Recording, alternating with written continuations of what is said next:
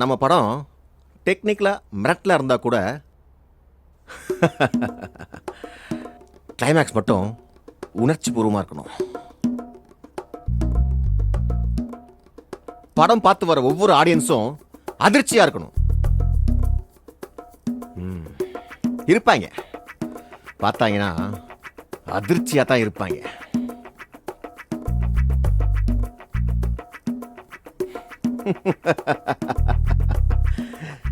என்ன நினைச்சா எனக்கே ரொம்ப பிரமிப்பா இருக்கு.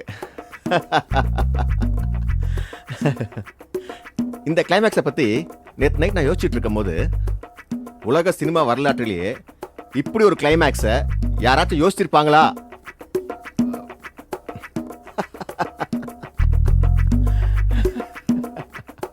ஓகே, அந்த கிளைமேக்ஸை இப்போ நான் உங்ககிட்ட சொல்ல போறேன். எல்லாரும் அலர்ட்டா இருக்கணும். Okay okay.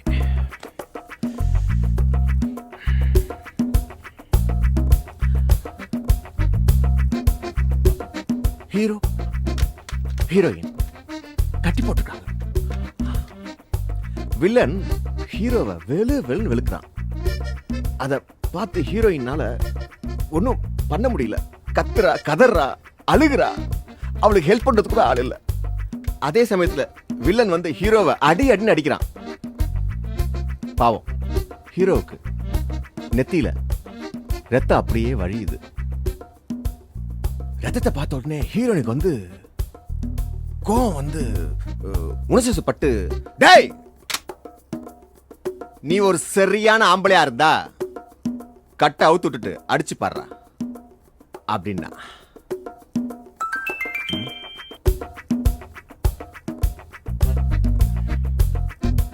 கட்ட அவுத்து விட்டு ஆடுறான்னா வில்லன் அப்படியே ஹீரோயினியை பார்த்தான். ஹீரோயினை இந்த ரேஞ்சில் காட்டும், ஹீரோவை அதே ரேஞ்சில் காட்டுறோம்.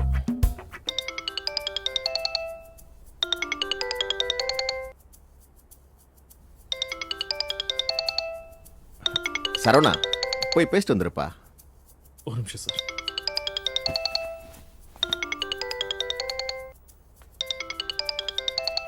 இந்த ரேஞ்சில் சொல்லு மகா. நான் என்ன சொல்றது? நீதான் சொல்லணும். எப்படி சொல்றதுனே தெரியல, ஒரே சங்கடமா இருக்கு. நீ சொல்றியா நான் சொல்லட்டுமா? வேணாம் வேணாம், நானே சொல்லிடுறேன். வை. சரவணா, ஏதாவது பிரச்சனையா? இல்ல இல்ல சார், ஒய்ஃப் தான் சும்மா கால் பண்ணியிருந்தா. ஓ, வர 10ஆம் தேதி மதுரையில் ஃபர்ஸ்ட் ஷெட்யூல் பிளான் பண்ணியிருக்கேன். சார், நான் தனியாக படம் பண்ணுறதுக்கு முயற்சி பண்ணலான்னு இருக்கேன் சார். யோ என்னையா, உன்னை நம்பி தான் பெரிய பட்ஜெட்டில் படம் கமிட் பண்ணி வச்சிருக்கேன். போறேங்கிற நீ இல்லாம எல்லாம் பவுண்டட் ஸ்கிரிப்டோ பண்ண முடியாது. அப்ப நான் என்ன படம் இருக்குது? இல்லை சார், நான் இருந்தால் கூட நான் உங்களுக்கு உதவியாக இருக்க மாட்டேன் சார். ஏன் ஸ்டைல் வேற, உங்கள் ஸ்டைல் வேற. அது மட்டும் இல்லாமல் போன படத்துலேயே என்னால் உங்களுக்கு ஸ்பாட்டில் பல பிரச்சனை. என்ன சார் அண்ணா அதெல்லாம் ஞாபகம் வச்சிருக்க? அதான் நான் எப்பயோ மறந்துட்டேன். எனக்கு பட்ஜெட்டுக்குள்ள படம் முடிஞ்சா சரிதான். நீ இல்லைன்னா அது முடியாது. நான் வேணா ப்ரொடியூசர்கிட்ட பேசி போன படத்து சம்பள பாக்கியம் இந்த படம் சேர்த்து வாங்கி கொடுத்துறேன்ப்பா. ப்ளீஸ் கொஞ்சம் யோசிச்சு பார்த்துட்டு சொல்லுப்பா. சார், தப்பாக நினச்சிக்காதீங்க. நான் பணத்துக்காக இந்த முடிவு எடுக்கல. என் ஃப்ரெண்டு ஒருத்தன் ஒரு ப்ரொடியூஸ் இன்ட்ரடியூஸ் பண்ணி வைக்கிறேன்னு சொல்லியிருக்கான். நாளைக்கு போய் கதை சொல்ல போகிறோம். சரி, இனிமே நான் என்ன சொன்னாலும் நான் உன்னை வற்புறுத்த விரும்பல. ஓ ஸ்டைல் வேற ஏ ஸ்டைல் வேறன்னு சொல்லிட்ட. ஆனா நீ ஒரு படம் பண்ணா அந்த படத்தோட முதல் ரசிகன் நான் தான்ப்பா. வாழ்த்துக்கள். தேங்க்யூ சார், ரொம்ப நன்றி. நான் வரேன் சார். போயிட்டு வாப்பா. வேலை தெரிஞ்சவனும் போயிட்டானே, என்ன பண்றது?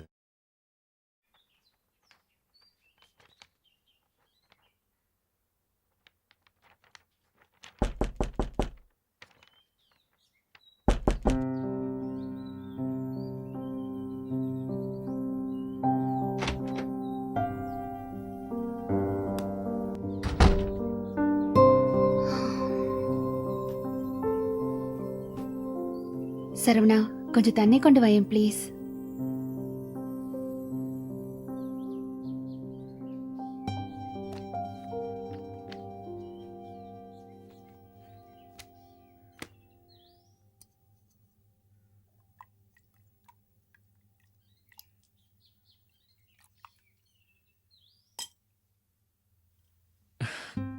மனசுக்கு கொஞ்சம் கஷ்டமா தான் இருக்கு. 2 படம் ஒண்ணா ஒர்க் பண்ணிட்டோம். நான் இல்லாட்டி அவருக்கு கையும் ஓடாது காலும் ஓடாது. ரொம்ப ஃபீல் பண்ணாரு. சம்பளம் கொடுக்கலன்னு தான் நான் போறேன்னு நினைச்சிட்டாரு. ஆமான்னு சொல்ல வேண்டியதானே, இருக்கிற மத்தவங்களுக்கு அது கொடுப்பாருல்ல. சேச்சே, வெளியே வருதுன்னு ஆயிப்போச்சு. அவர் மனசையும் ஏன் கஷ்டப்படுத்திக்கிட்டு எனக்கு தான் கொஞ்சம் கில்ட்டியா ஃபீல் ஆகுது. உன்னெல்லாம் வச்சுக்கிட்டு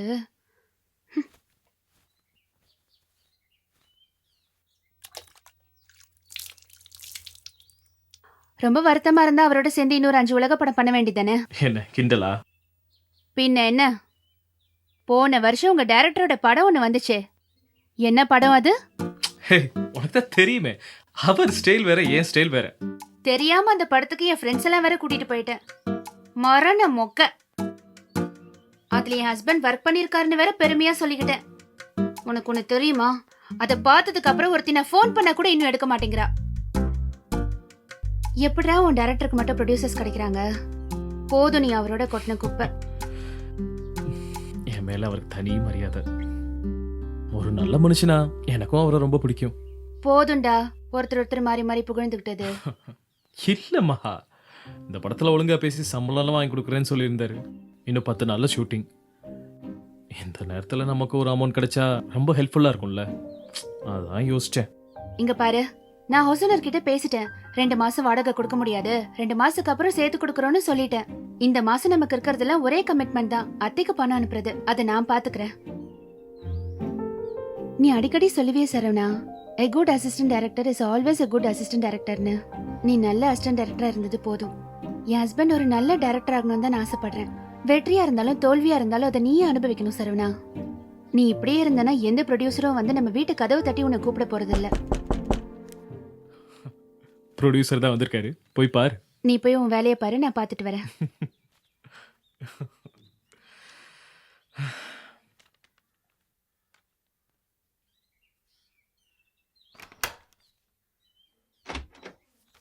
இல்லப்பா, இங்க சின்ன குழந்தைங்களாம் யாரும் இல்ல. பஞ்சு மிட்டாய் பலூன் எல்லாம் வேண்டாம், பக்கத்து வீட்டுக்கு போய் கேட்டு பாரு. யார் மகா? குமார் வந்திருக்கானா? நம்ம குமாரே தான். வாங்க சார். சவா, ஏண்டா உன் பொண்டாட்டிக்கு என் கூட 9 தூக்கமே வராதா? மகா, ஒரு காஃபி ஸ்ட்ராங்கா போடுமா. ஏய், இது என்ன ஹோட்டலா? ஆர்டர் பண்ற? நல்ல வேலை பதில் வந்துச்சு, பூரி கட்ட வராம. ஏய், டேய், நாளைக்கு காலைல 11 மணிக்கு அப்பாயின்மெண்ட் இருக்குடா.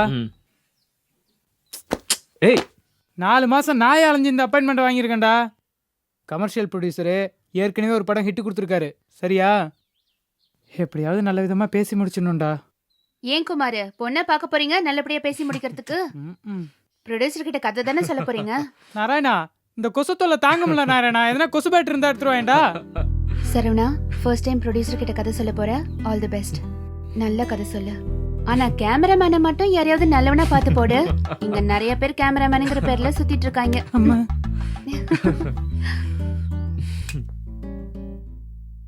டேய் இங்க வர்றா. அந்த ப்ரொடியூசர் அவார்டு வாங்குறதுக்காக படம் எடுக்கலடா, பணம் சம்பாதிக்கிறதுக்காக தான் படம் எடுக்கிறாரு. கமர்ஷியல் படம் மட்டும்தான் எடுப்பாரு. அதுக்கு தகுந்த மாதிரி கதையை சொல்டா. டேய், வீட்டில் வேற பொண்ணு தேடுறாங்க. நான் கேமராமேன் வாய்ப்பை தேடுவேனா இல்லை பொண்ணை தேடுவேனா? சீக்கிரம் படத்தை முடிக்கணும்டா. நாளைக்கு காலைல 10 மணிக்கு வந்து உன்னை பிக்கப் பண்ணிட்டு போகிறேன், சரியா? கவலைப்படாத குமார், 2 நடக்கும்.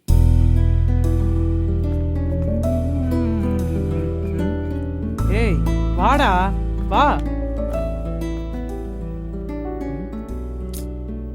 ஏய் வாடா, எல்லாம் பேசியாச்சுடா, வாடா.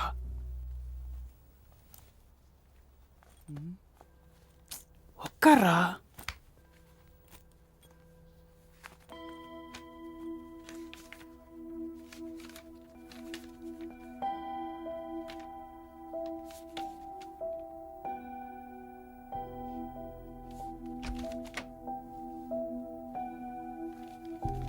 ஏய் சார் வந்துட்டார், எந்திரா. வணக்கம் சார். வா குமாரே. வணக்கம் தம்பி, உட்காருங்க. என்ன குமார் எப்படி இருக்க? நல்லா இருக்கேன் சார். தம்பி தாண்டி சொன்னாலா? ஆமாம் சார், என் ஃப்ரெண்டு சரவணன். இங்கே பாருங்க சரணன் தம்பி, குமார் தம்பி உங்களை பற்றி நல்லபடியாக சொன்னார். நானும் இண்டஸ்ட்ரியல் அழுத்த விசாரித்தேன், அவங்க நல்லபடியாக தான் சொன்னாங்க. நீங்கள் இன்னும் அந்த மணிபாரோடு தான் இருக்கீங்களா? இல்லை சார், இப்போ இல்லை. ஓகே சரணன் தம்பி, எப்போ படத்த ஆரம்பிக்கலாம்? சார், கதை என்னன்னு கேட்கல, பட்ஜெட் என்னன்னு கேட்கல, எப்படி சார்? 8 வருஷமாக சினிமாவில் இருக்கீங்கிறீங்க, கதை இல்லாமல் என்னை பார்க்க வந்துருப்பீங்க. நீங்கள் எந்த கதைனாலும் எடுங்க, அதை பற்றி எனக்கு ஒரு கவலையும் இல்லை. அப்படி கூட வருவாள. ஆனால் எனக்குன்னு சில கண்டிஷன் இருக்குது. அதுக்கு ஒத்துக்கிட்டீங்கன்னா இன்னைக்கு அட்வான்ஸு, நாளைக்கு ஆஃபீஸ் போடுறேன்னே. சார், கண்டிஷன்ஸ் பற்றிலாம் அப்புறம் பேசிக்கலாம். முதல்ல கமிட் பண்ணுங்க சார். உங்களுக்கு கதை முக்கியம் இல்லை, எங்களுக்கு கண்டிஷன்ஸ் முக்கியம் இல்லை. அமைதியாக இருக்கும் பாரு சார், நீங்கள் சொல்லுங்கள். கண்டிஷன் நம்பர் 1, 5 ஃபைட்டு, 5 சாங்கு, அதில் ஒரு குத்துப்பாட்டு, பவர் ஸ்டார் கழிச்சிட்டு 3 நாள். ஆரம்பிங்கடா, ஆரம்பிங்க. கண்டிஷன் நம்பர் 2, ஹீரோ ஹீரோயினை நான் தான் செலெக்ஷன் பண்ணுவேன். உனக்கு சரிதான்டா, இவன் ஒத்துக்கணுமே. கண்டிஷன் நம்பர் 3, தியேட்டரில் ரிலீஸ் பண்ண மாட்டேன், டிடிஹெச்ல ரிலீஸ் பண்ணுவேன். மறுபடியும் டிடிஹெச்சா? இது எல்லாத்துக்கும் ஒத்துக்குருவேன்னு நம்புகிறேன். ஏற்கனவே ஓகேன்னு சொன்னேன், 5 இடத்த வெயிட்டிங் லிஸ்ட்டில் வச்சுருக்கேன். நீங்கள் சரின்னு சொன்னால் நாளைக்கே ஷூட்டிங் போயிடலாம். சார், இந்த படத்துக்கு 5 ஃபைட்டு, 5 பாட்டு, பவர் ஸ்டார் கால் சீட்டு, உங்களை மாதிரி ப்ரொடியூசர் கூட தேவையில்லை. உங்கள் அன்புக்கு ரொம்ப நன்றி. நாங்கள் வரோம். யோ என்னையா? ஒரு நிமிஷம் சார். டேய் சரவணா, சரியான கோக்குமாய்க்கான ஆளாக இருப்பான் போலையே.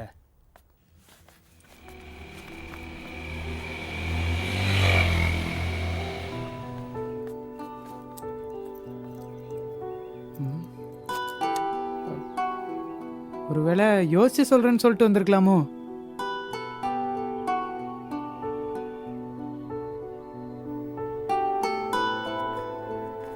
ஊரில் பாதி ப்ரொடியூசர் இப்படி தான் இருப்பான். நாம தான் அட்ஜஸ்ட் பண்ணிட்டு போகணும். இதெல்லாம் பார்த்தா படம் பண்ண முடியுமா? படம் அவர் இஷ்டத்துக்கு பண்ணு, 2வது படம் ஓ இஷ்டத்துக்கு பண்ணு. ஏதோ ஒரு படம் பண்ணணும்னா நீ யார் கூடனாலும் சேர்ந்து பண்ண. எனக்கு ஒன்றும் இல்லை. எனக்கு நான் நினச்சதை பண்ணணும். அதுக்கு டைம் ஆகும். நான் வெயிட் பண்ணுறேன். நான் படம் போடும்போதும் சொல்லி அனுப்புகிறேன், நீ அப்போ வந்தால் போதும். அது வரைக்கும் இந்த மாதிரி ப்ரொடியூசர்லாம் எனக்கு அறிமுகப்படுத்தாத.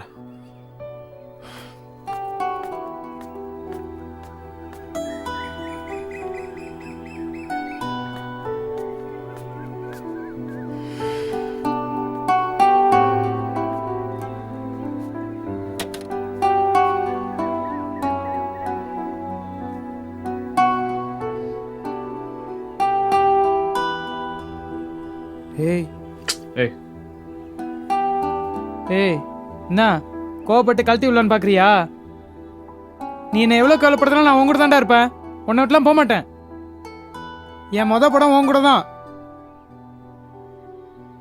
நான் உனக்கு முதல்ல நண்பன்டா, அப்புறம் தான்டா கேமராமேன்லாம்.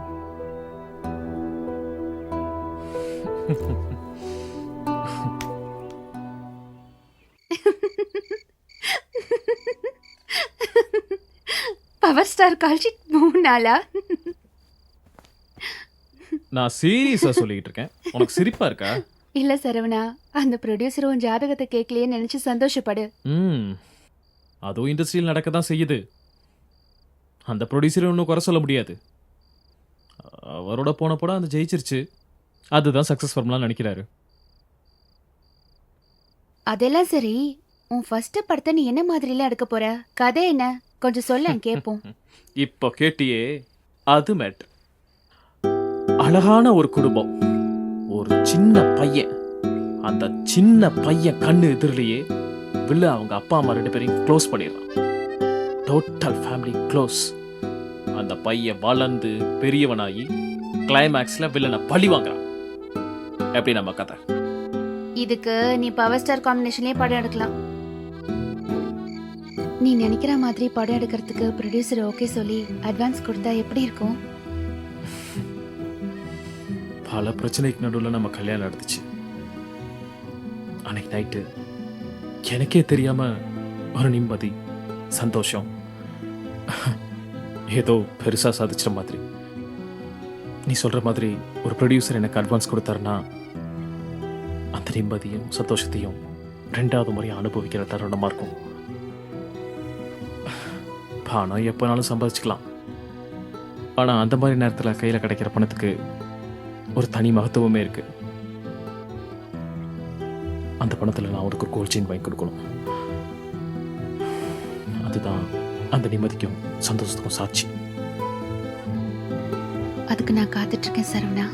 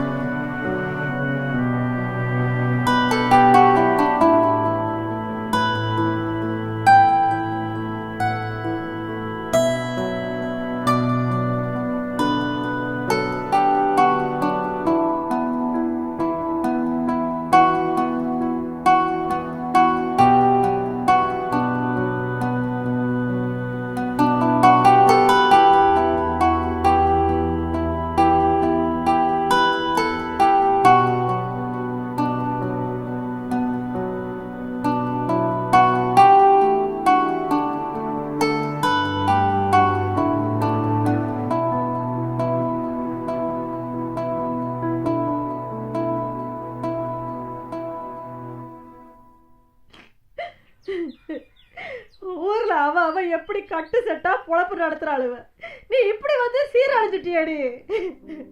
எனக்கு என்னமா குறை? வசதியா இல்லைனாலும் மனசுக்கு பிடிச்சவனோட மனசுக்கு பிடிச்ச வாழ்க்கைய வாழ்றேன். இதுக்கு மேல என்ன வேணும்? அடிப்படி கூறு கட்டவள, மனசு வாழ்க்கைன்னுக்கிட்டு உனைய பார்க்க பார்க்க என் ஈர குறையெல்லாம் பதறுது. காதுல கழுத்துல எல்லாம் கவரி நகைய மாட்டிக்கிட்டு கிடக்குறாளே, என் பிள்ளைய நான் இதுக்கா வளர்த்தேன். அம்மா, இதுக்காக தான் சொன்னேன் நீங்க வராதன்னு. வந்து உன் புத்திய காட்டிட்டல. இவளோட ஒண்ணு மண்ணா கிடந்தவளுகெல்லாம் வெளிநாட்டுல வாக்கப்பட்டு மக்களையா இருக்காளுவ. இவளுக்கு மட்டும் ஆண்டவன் நல்ல புத்திய கொடுக்கலையே. இப்படி வக்கத்தவனுக்கு சம்பாரிச்சு படவா என் பிள்ளைய நான் வளர்த்தேன். அம்மா, கொஞ்சம் ஒப்பரை நிறுத்துறியா?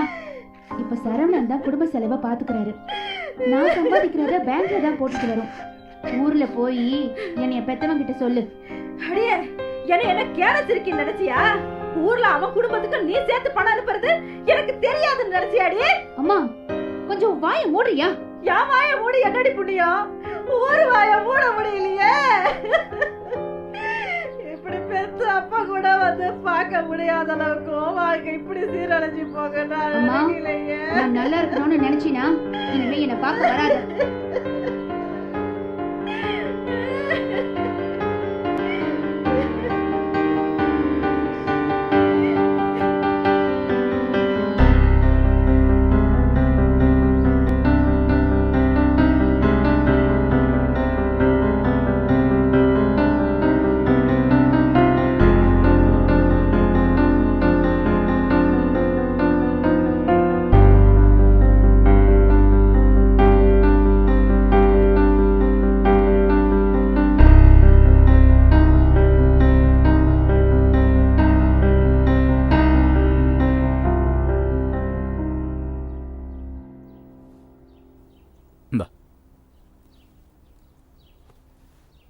முதல்ல காஃபி சாப்பிடு சரவணா. இல்லை பரவாயில்ல சார், இருக்கட்டும் சார். ஒய்ஃப் ஊருக்கு போயிருக்காங்க, நானே போட்ட காஃபி. டேஸ்ட் பண்ணி பாரு.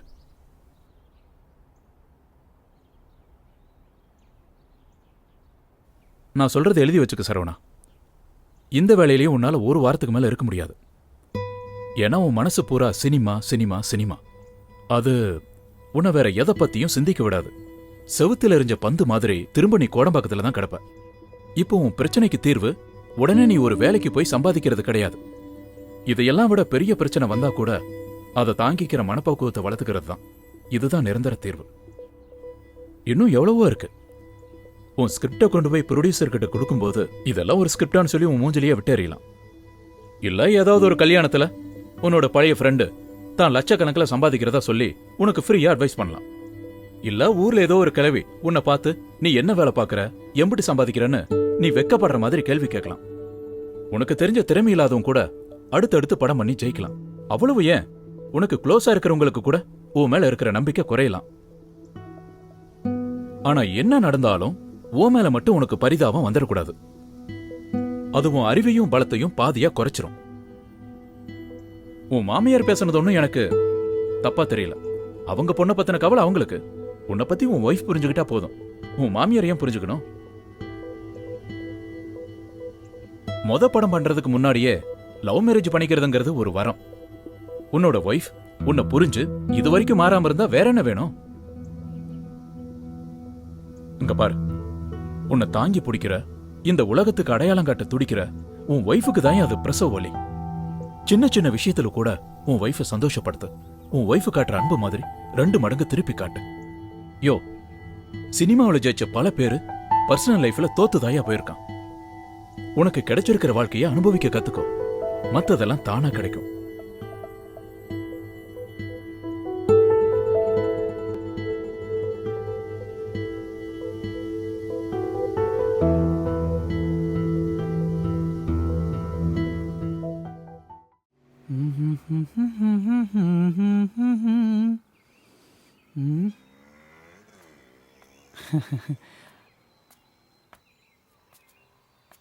என்னடா, எதுக்காக இங்க வர சொன்ன?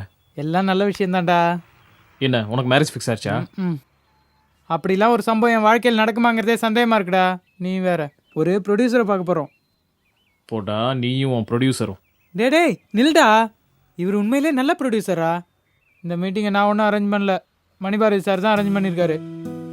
ஃபோனுக்கு ட்ரை பண்ணாராம், ரீச் ஆகல. அதனால எனக்கு கால் பண்ணி சொன்னாரா. இந்த விஷயத்துல மணிபாரதி எனக்கு ஹெல்ப் பண்ணுவான்னு நான் நினைச்சு கூட பார்க்கலடா. தம்பி, வாழ்க்கையில நல்ல விஷயமும் கெட்ட விஷயமும் எதிர்பாராத நேரத்துல தான் நடக்கும். வா வண்டியில ஏறு. ஏய், என்ன இப்படியே வா?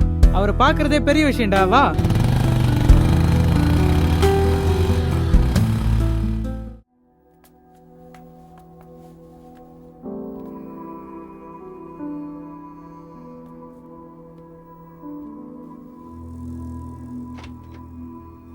Excuse me, please come.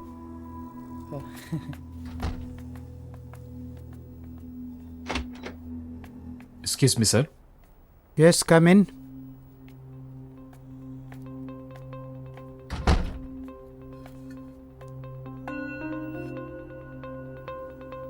Manibharathi எனக்கு ரொம்ப காலமாக தெரியும். அவர் சொன்னாரேன்னு தான் உங்களை நான் இன்னைக்கு மீட் பண்ணுறேன். நான் அவருக்கு ரொம்ப கடமைப்பட்டிருக்கேன் சார். மணிபாரதி உங்கள் மேலே பெரிய அபிப்பிராயம் வச்சுருக்கார். மணிபாரதி எடுக்கிற படங்கள் மேலே எனக்கு ஒன்றும் பெரிய அபிப்பிராயம் கிடையாது. ஆனாலும் ஆஸ் அ ஃப்ரெண்ட் நான் அவரை ரொம்ப மதிக்கிறேன். That's why I accepted to meet you. Saravanan, நாம் பேச ஆரம்பிக்கிறதுக்கு முன்னாடி சில விஷயங்களை கிளியராக சொல்லிடுறேன். My first project is still waiting for release. அது எப்போ ரிலீஸ் ஆகும்னு எனக்கே தெரியாது. அதில் ஏதோ சில அப்ஜெக்ஷனபிள் சீன்ஸ் இருக்கிறதா சில ஜாதி அமைப்புகள் பிரச்சனை பண்ணிகிட்ருக்காங்க. பேச்சுவார்த்தை நடந்துக்கிட்டு இருக்கு. இது உங்கள் காதிலையும் விழுந்திருக்கும்னு நினைக்கிறேன். ஏன் சார், பேப்பரில் படித்தேன். ஆமாம் சார். அவங்க சொல்கிற சீன்ஸை எல்லாம் கட் பண்ணிட்டா படத்தோட ஜீவனே போயிடும். So I am objecting. இந்த பிரச்சனையெல்லாம் சால்வ் ஆகி என்னுடைய படம் ரிலீஸ் ஆனாதான் நான் அடுத்த ப்ராஜெக்டை பற்றி சிந்திக்கவே முடியும். ஸோ நீங்கள் சொல்கிற கதை பிடிச்சிருந்ததுன்னா நான் நெக்ஸ்ட் ப்ராஜெக்ட் ஆரம்பிக்கும்போது உங்களை நான் டெஃபினட்டாக கன்சிடர் பண்ணுறேன். ஒருவேளை பிடிக்கலன்னா இப்போவே நோ சொல்லிடுவேன். இதுக்கு நீங்கள் சம்மதம்னா நீங்கள் கதை சொல்லலாம். இல்லைன்னா I don't want to waste your time. நீங்க இவ்வளோ ஓப்பனா பேசுறது எனக்கு ரொம்ப பிடிச்சிருக்கு சார். எனக்கு எந்த அப்ஜெக்ஷனும் இல்லை. ஒரு 2 மணி நேரம் கதை சொல்வேன். உங்களுக்கு ஓகேவா? You go ahead gentleman.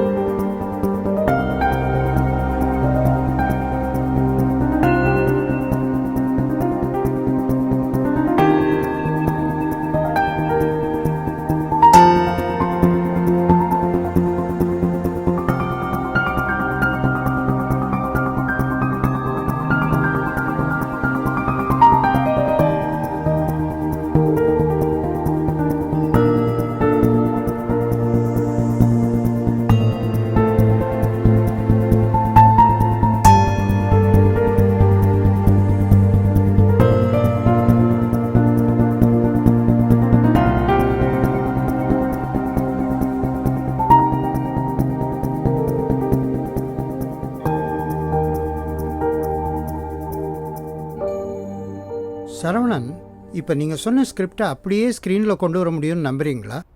என்னால் முடியாதுன்னு நினச்சிருந்தா இந்த ஸ்கிரிப்டை ரெடி பண்ணியிருக்க மாட்டேன்ல sir. Saravanan, this is one of the boldest scripts I have ever come across. அதுவும் நீங்கள் சொன்ன விதத்தில் உங்கள் மேலே எனக்கு பெரிய நம்பிக்கை வந்துடுச்சு. ஆனால் நீங்கள் சொன்ன கிளைமேக்ஸ் தான் கொஞ்சம் கான்ட்ரவர்ஷியலாக படுது. ஏற்கனவே இந்த மாதிரி ஒரு பிரச்சனையில் சிக்கி தானே என் படம் ரிலீஸ் ஆகாமல் இருக்கு. இன்னொரு தடவை அது வேணுமான்னு பார்க்குறேன். அதனால் இந்த கிளைமேக்ஸை நீங்கள் கொஞ்சம் மாற்ற முடியுமா? சார், உங்கள் படத்தில் சில சீன்ஸ்க்கு டெடிட் பண்ணால் ஜீவனே போயிடுன்னு சொல்லிட்டு இருந்தீங்க. என்னோட படத்தில் இந்த கிளைமேக்ஸை மாற்றினா ஜீவன் மட்டும் இல்லை, எதுவுமே இருக்காது சார். அப்படி உங்களுக்கு இந்த கிளைமேக்ஸ் மாத்திரம் தான் ஒரே முடிவுனா நம்ம வேற படத்தில் சந்திக்கலாம் சார். வெல்டன் சரவணன், உங்கள் போல்ட்னஸ் எனக்கு ரொம்ப பிடிச்சிருக்கு. இன்ஃபேக்ட் என்னுடைய முதல் படத்தில் அந்த கான்ட்ரவர்ஷியல் சீன்ஸ் எல்லாம் தூக்கிட்டு எப்படியாவது அந்த படத்தை ரிலீஸ் பண்ணால் போதும்னு நினைக்கிறார் டைரக்டர்.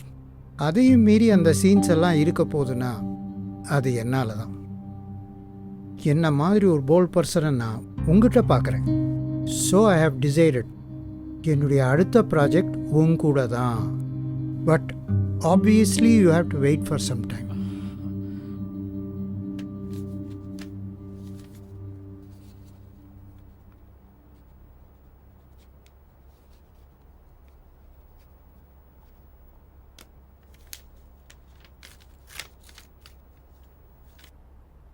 இந்த செக்கில் 25,000 ரூபாய் எழுதியிருக்கேன். இதை என் அட்வான்ஸாக வச்சுங்க. All the best.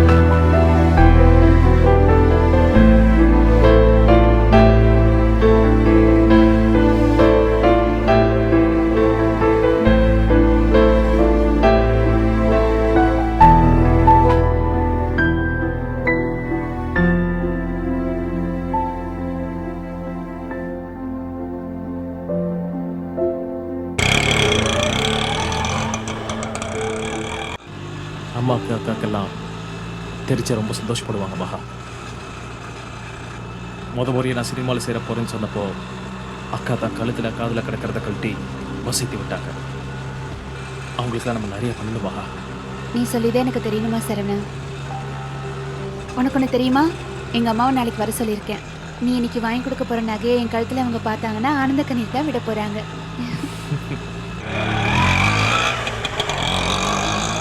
ஆமாம், அத்தைக்கு ஃபோன் பண்ணியா சரவணா? என்ன விஷயம்னு கேட்டியா? இல்லை மகா, கொஞ்சம் சங்கடமாக இருந்தது.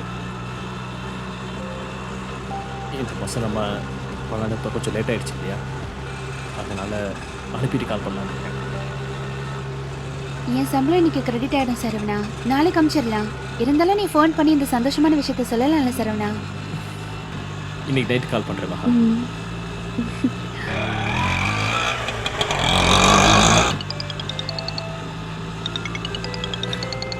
குமார் ஃபோன் பண்ணுற மகா. பேசு சரவணா. ஃப்ரீயாக இருந்தால் கடைக்கு வர சொல்லு. சொல்லு குமார். சரவணா, அக்கௌண்ட்டில் பணம் கிரெடிட் ஆயிடுச்சா? ஏன்டா இவ்வளோ சந்தேகமாக கேட்குறேன்? இல்லை, நம்ம சினிமாக்காரங்களை நம்ப முடியாது, அதான் கேட்டேன். சரி, ஃப்ரீயாக இருந்தால் வாடா. இல்லை சரவணா, ஃப்ரெண்டு ஒருத்தரோட சினிமாவுக்கு போகிறேன். நான் வேணா காலைல வரேனே. அப்புறம் ஒரு விஷயம் சொல்ல மாட்டேன். அம்மா கால் பண்ணியிருந்தாங்கடா, உனக்கு ட்ரை பண்ணாங்களா, நீ எடுக்கலன்னு சொன்னாங்க. ஷூட்டிங்கில் இருப்பியோன்னு நினச்சிட்டு எனக்கு கால் பண்ணிட்டாங்க. கொஞ்சம் நீ என்னன்னு கேள. சரி குமார், நான் பார்த்துக்கிறேன். ஓகே, பாய்.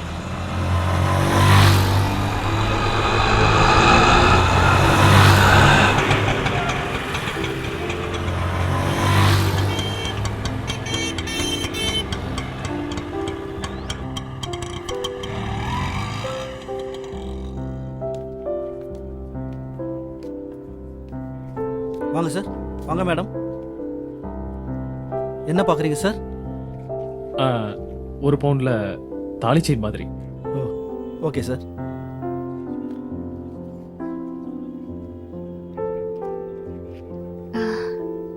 இது நல்லா இருக்குல்ல? ரொம்ப நல்லா இருக்கு சார். போட்டு பார்க்கலாமா? தாராளமா. அழகா இருக்கா சார்? இது டெய்லி யூஸ்க்கு நல்லா இருக்குமா? கொஞ்சம் வேற ட்ரை பண்ணலாம், நிறைய இருக்குல்ல. இது வேண்டாம். இது ரொம்ப பெருசா இருக்கு, வேண்டாம். ரொம்ப நல்லா இருக்கு. இது நல்லா இருக்கு. இதுவா? இதுவா பிடிச்சிருக்கு? நல்லா இருக்கா? பில்லு போட்டுடலாம் சார். சார், செலக்ட் பண்ணிட்டீங்களா? ஏங்க? இல்ல, இங்க வர்றவங்க எல்லாரும் 20-30 நகையை பார்த்துட்டு தான் செலக்ட் பண்ணுவாங்க. நீங்க அதுக்குள்ளே செலக்ட் பண்ணிட்டீங்களே, அதான் கேட்டேன். பில்லு போடுங்க சார்.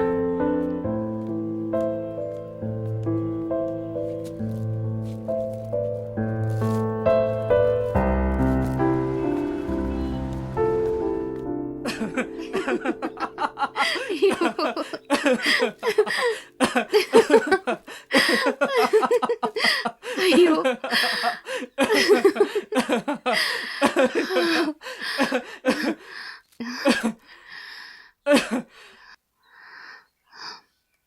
எனக்கு என் அம்மா கிட்ட பேசணும்.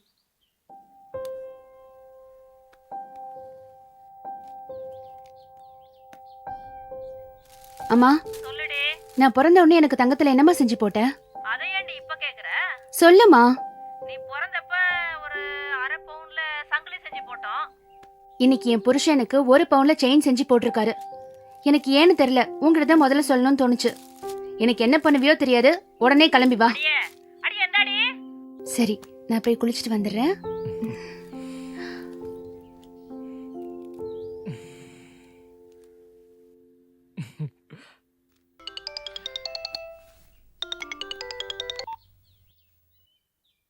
சரவணா, அம்மா, நல்லா இருக்கியாப்பா? மகா எப்படி இருக்கு? எல்லாரும் நல்லா சந்தோஷமா இருக்கோம்மா. ஆமா, நான் நாளைக்கு பணம் போட்டு விட்டுறேன். நான் அதுக்கு ஃபோன் பண்ணலப்பா, வேற ஒரு முக்கியமான விஷயம். எப்படி சொல்றதுன்னு தெரியாம தவிச்சுக்கிட்டு இருந்தேன்ப்பா. இன்னைக்கு குமார் தம்பிட்ட பேசின பிறகுதான் கொஞ்சம் உசுறு வந்துச்சு. நான் கும்பிட்ட தெய்வமெல்லாம் என்னைய கை விடல. சொல்லுமா, என்ன, ஏன் தயங்குற? நம்ம லதா வயசுக்கு வந்துட்டா சரவணா. ஓ, 4 நாள் ஆச்சு. எப்போ விசேஷம் வச்சுக்கலான்னு அக்காவும் அக்கா வீட்டுக்காரரும் நம்ம வீட்டுக்கு நடையா நடக்கிறாங்க. நான் உன்னைய கேட்டுட்டு சொல்றேன்னு சொல்லிட்டு உனக்கு பேசலான்னு முயற்சி பண்றேன். உன்னை பிடிக்கவே முடியலப்பா. எனக்கு ராத்திரி உறக்கம் பகல் உறக்கம் இல்ல சரவணா. நான் பெத்த மக கையில காசு இல்லாம என்ன பாடுபடுறானோன்னு மனசெல்லாம் கடந்து தவியா தவிச்சு போச்சு. ஊர் பயலுங்க முன்னால எங்க செய்முறை செய்ய முடியாம அசிங்கமா போயிடுமோன்னு கூனி குறுகி போயிட்டேன்ப்பா.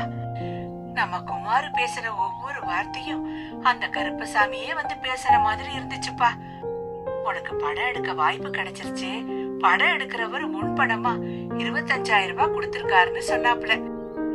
எனக்கு மனசே நிறைஞ்சு போயிருச்சு சரவணா. அடுத்த நிமிஷமே பொடி நடியா போய் உங்க அக்காளை பார்த்து இன்னும் 4 நாள்ல விசேஷத்தை வைக்க சொல்லிட்டு வந்துட்டேன்.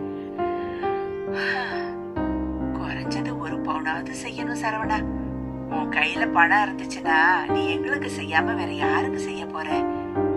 உள்ளூர் சந்தையில விலை போகாத மாடா வெளியூர்ல விலை போக போகுதுன்னு பேசுற ஊர்க்காரிங்க மூச்சில நல்லா கரிய பூசிட்டப்பா. எம்பிட்டு நாள் நீ பட்ட கஷ்டத்துக்கெல்லாம் விடிவு காலம் பிறந்துருச்சு சரவணா. இதெல்லாம் பாக்குறதுக்கு உங்க அப்பா இருந்தா உயிரோட இல்ல. இருந்திருந்தா சந்தோஷத்துல அப்படியே பூரிச்சு போயிருப்பாருப்பா.